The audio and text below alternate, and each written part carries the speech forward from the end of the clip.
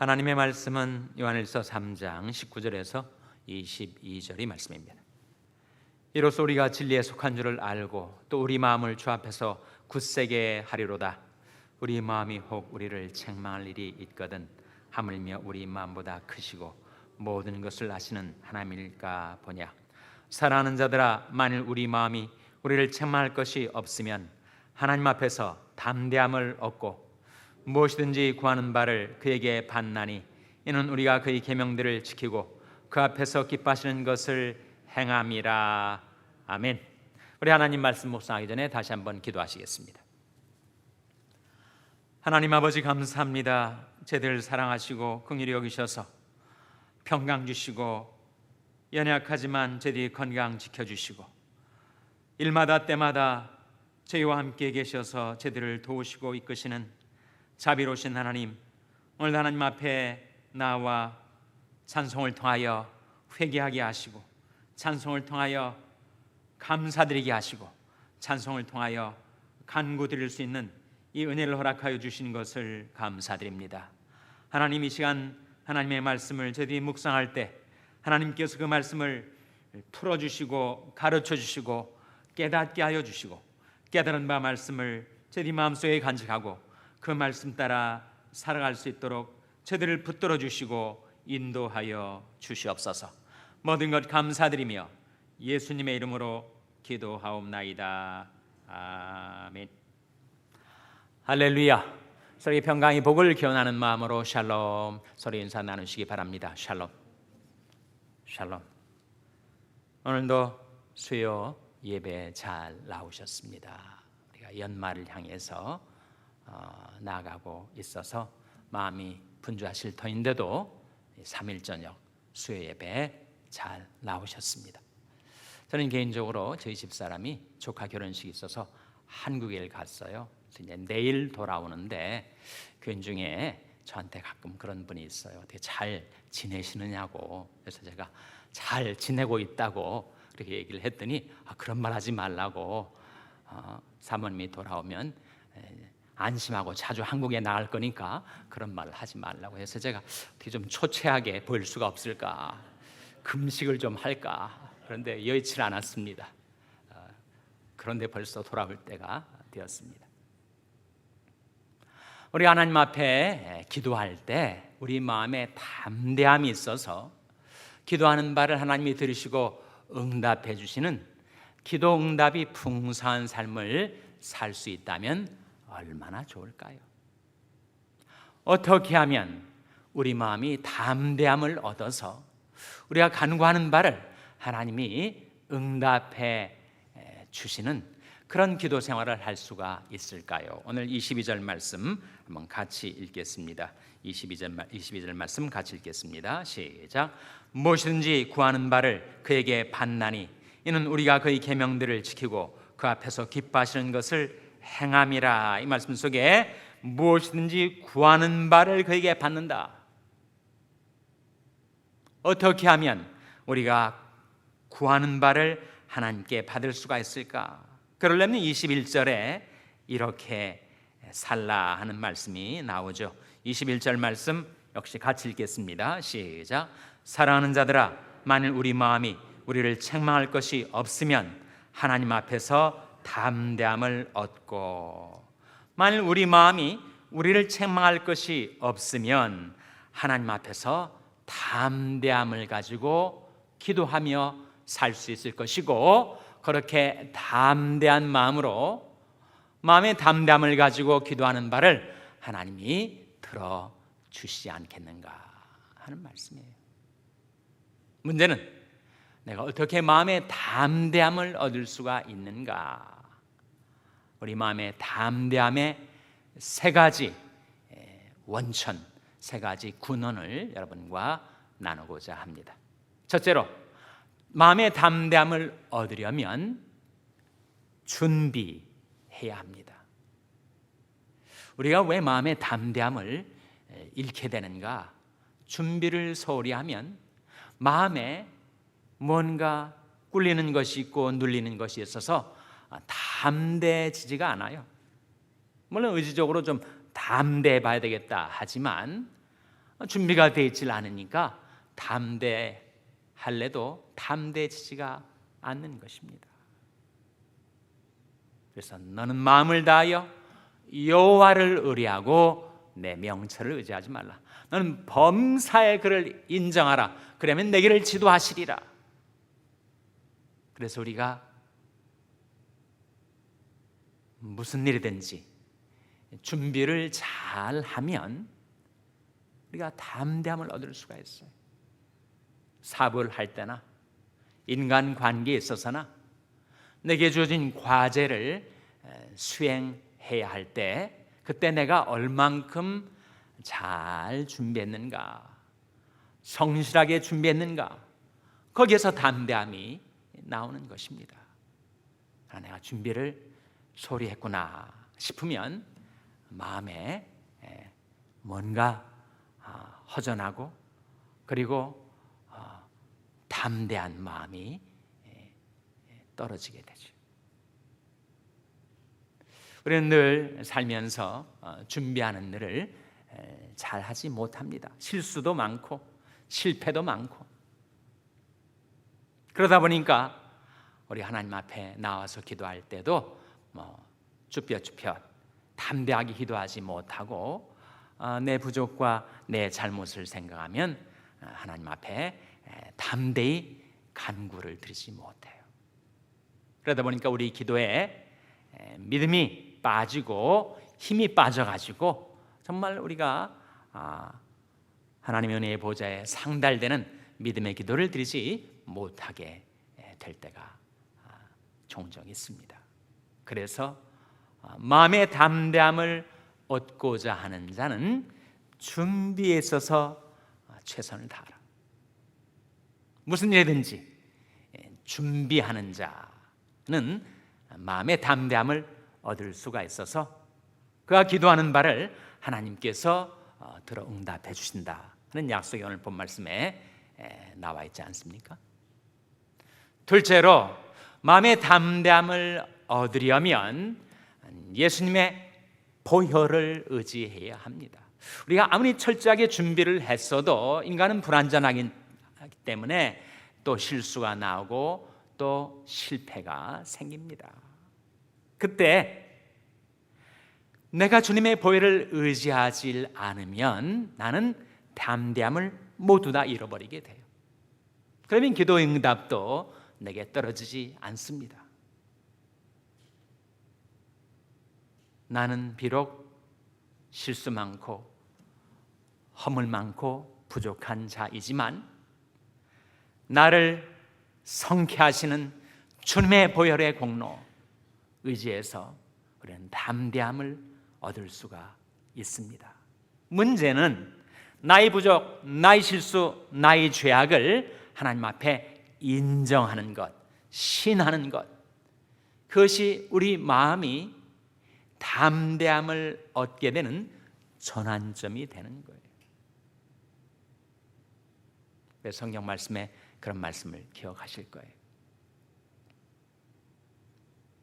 내가 내 마음에 죄악을 품으면 주께서 듣지 아니하시리라.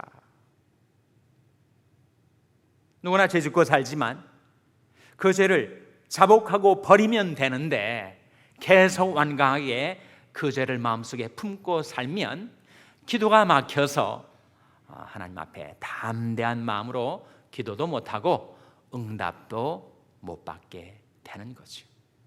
내가 내 마음에 죄악을 품으면 주께서 듣지 아니하시리라. 사람이 마음속에 죄악을 품고 하나님 앞에 담대하게 기도할 수가 있습니까?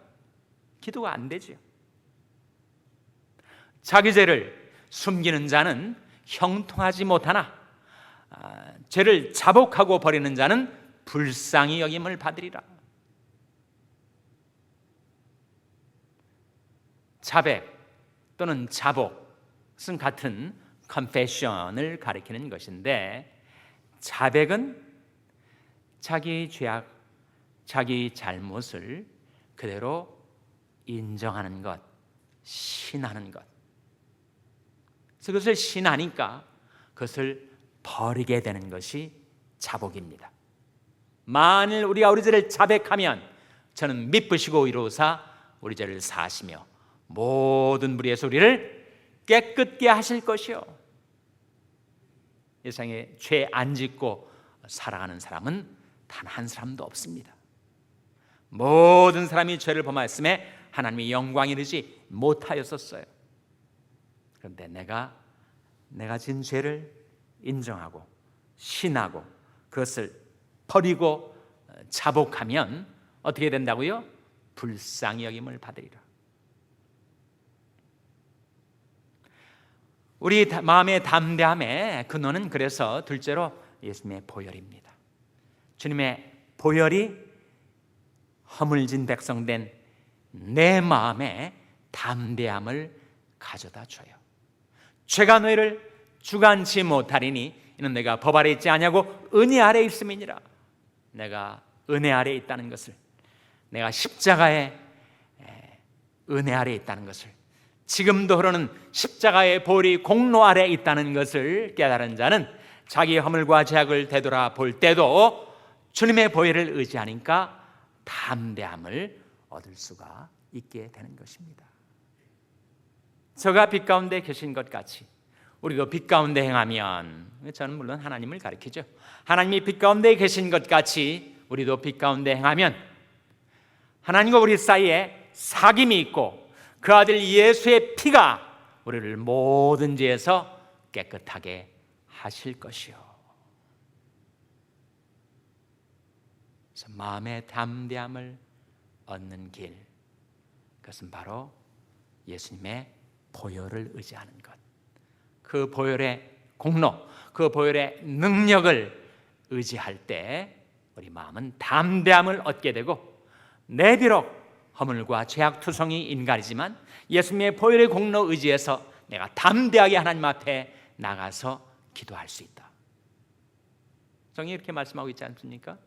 우리에게 있는 대제사장은 우리 연약함을 채울하지 아니하는 자가 아니요 모든 일에 우리와 한결같이 시험을 받은 자로 돼 죄는 없으시니라. 그러므로 우리가 긍휼하심을 받고 때를 따라 돕는 은혜를 얻게 하여 은혜의 보좌 앞에 담대히 나갈 것이니라. 예수님 보혈을 의지할 때 우리는 은혜의 보좌 앞에 담대히 나가서 기도하게 되고, 그 마음의 담대함으로 기도하는 바를 하나님께서 들어 응답해 주신다라고 오늘 본 말씀을 우리에게 일러주고 있죠. 셋째로, 우리 마음의 담대함은 어디에서 오는 것인가? 우리 마음의 담대함은 순종에서 옵니다. 22절 다시 한번 보시기 바랍니다. 22절 말씀 같이 읽겠습니다. 시작. 무엇이든지 구하는 바를 그에게 받나니 이는 우리가 그의 계명들을 지키고 그 앞에서 기뻐하시는 것을 행함이라. 우리가 그의 계명들을 지키고 그 앞에서 기뻐하시는 것을 행하며 순종하며 살면 우리 마음에 담대함을 얻게 되죠. 그때 그 마음의 담대함으로 하나님 앞에 기도하는 바를 우리 하나님이 들어 응답해 주십니다. 우리 샬롬교회가 PCA 미국 장로교 서북로회 소속인데, 서북로회 한 교회 이야기, 한 목사님 이야기를 여러분과 나누고 싶어요. 북가주에 있는 한 조그만 도시, 거의 시골과 다를 바 없는 조그만 한 도시에 목회를 하는 목사님이 계십니다. 나이가 55세 되신 분이에요. 이분이 한국에서 대학을 나오고 신대원, 신학대학원을 졸업하고 미국에 와서 첫 목회지로 그 도시, 그야말로 거의 시골과 다를 바 없는 소도시에 개척 목회를 시작했어요. 그것이 그의 나이 29살 때였습니다. 어느덧 세월이 흘러서 26년간 한 교회에서 목회를 해왔다고 해요. 그래서 이제 나이가 55세입니다.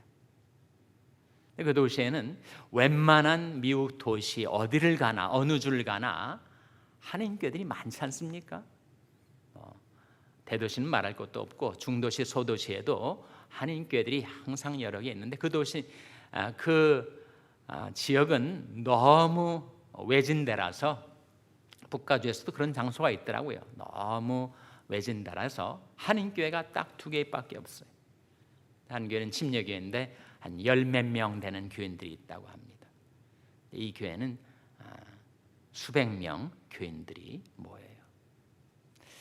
처음에 그가 그 교회 개척 목회를 할 때 교인들이 다 목사님이 여차하면 떠나실 거라고 계속 그렇게 생각을 쭉 해왔답니다. 그런데 26년간 그 지역에서 목회를 계속해 왔어요. 부교역자들이 그 교회에 오면은 정말 열심히 2, 3년 교육을 하다가 그렇게 떠나는 거예요. 왜 이렇게 떠나는가? 목사님이 답답해서 물어보면 그렇게 대답을 한대요. 목사님도 좋고 또 교회도 좋은데 너무 외로워가지고 너무 외진 곳에 와서 살다 보니까 사람들과의 교류도 어렵고 너무 외로워서 못 견디겠다고 해서 다른 도시로 떠나고 심지어 하와이로 떠나고 하와이보다도 섬보다도 더 외지고 쓸쓸한 지역이었던 모양입니다.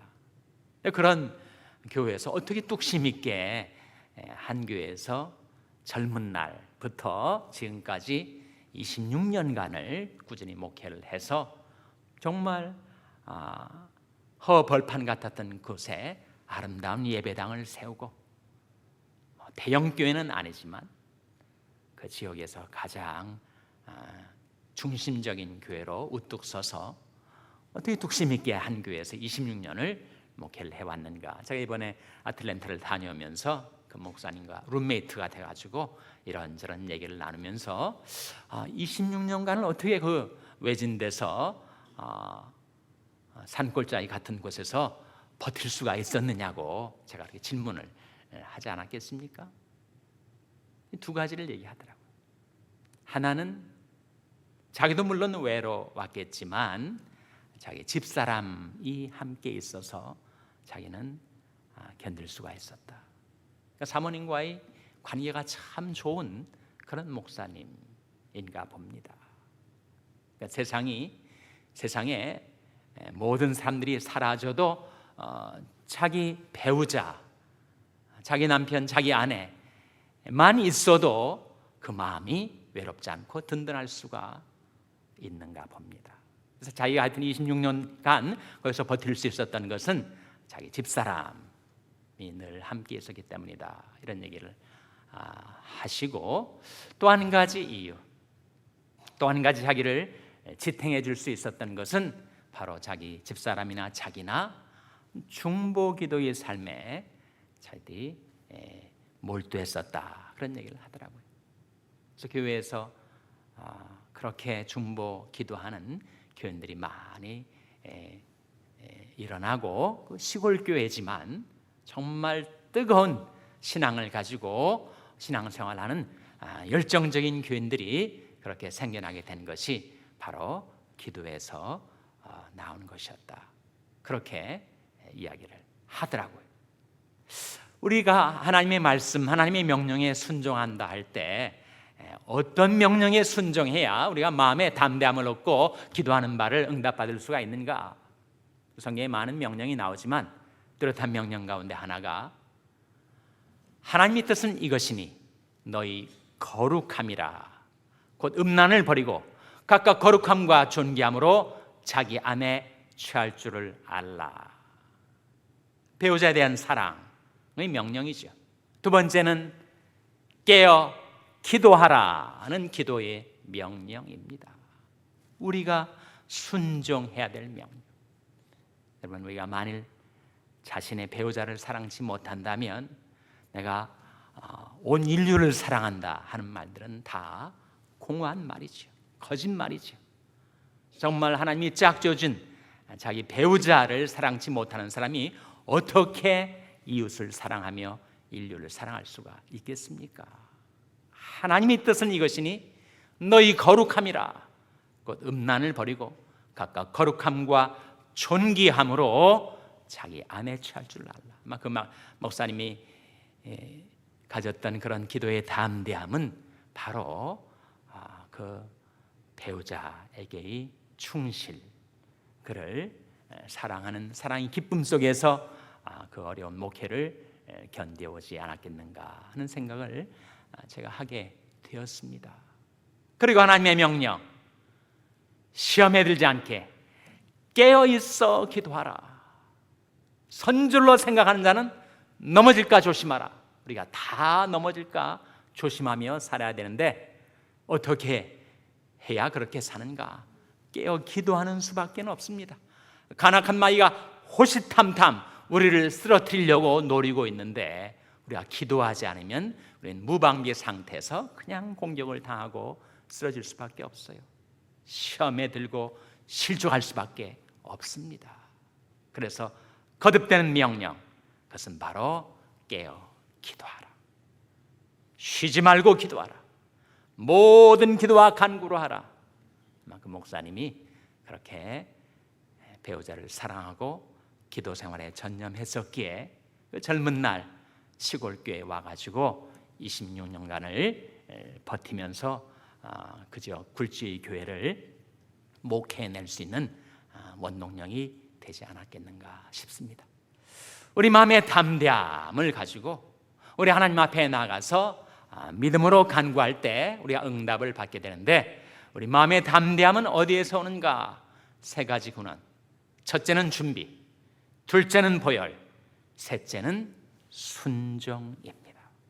하나님 말씀에 순종해서 마음의 담대함을 갖고 하나님 앞에 간구하여 하나님께로부터 풍성한 응답을 받는 여러분 되시기를 주님의 이름으로 축원합니다. 기도하시겠습니다. 오늘 말씀 기억하며 우리 기도할 때, 하나님, 저희들도 무슨 일이든지 잘 준비하게 하시고 또 무슨 일이든지 예수님의 보혈 의지해서 저희들의 부족과 허물 다 용서받고 담대하게 행케 하시고 저희들을 향하신 하나님의 뜻, 하나님의 명령 받들어 순종하며 살아서 우리가 담대한 마음으로 살게 하여 주시옵소서. 우리가 1분간 오늘 말씀 기억하며 합심해서 기도하겠습니다. 하나님 아버지, 저희들의 허물과 죄악과 실패와 실수에도 불구하고 예수님의 보혈의 공로 의지해서 저희들이 담대히 하나님 앞에 나와 기도할 수 있게 해주신 것을 감사드립니다. 저희들에게 이르시는 하나님의 말씀, 그 말씀에 저희들이 늘 즐거이 순종해서 저희들이 마음에 담대함을 얻고 하나님 앞에 간구하는 바를 응답받아 살게 하여 주시옵소서. 이 밤에 하나님 앞에 아뢰었던 저희들이 기도의 제목들 하나님께서 기억하여 두셨다가 저희들을 긍휼히 여기셔서 풍성한 응답 베풀어 주시기를 바라옵고 예수님의 이름으로 기도하옵나이다. 아멘.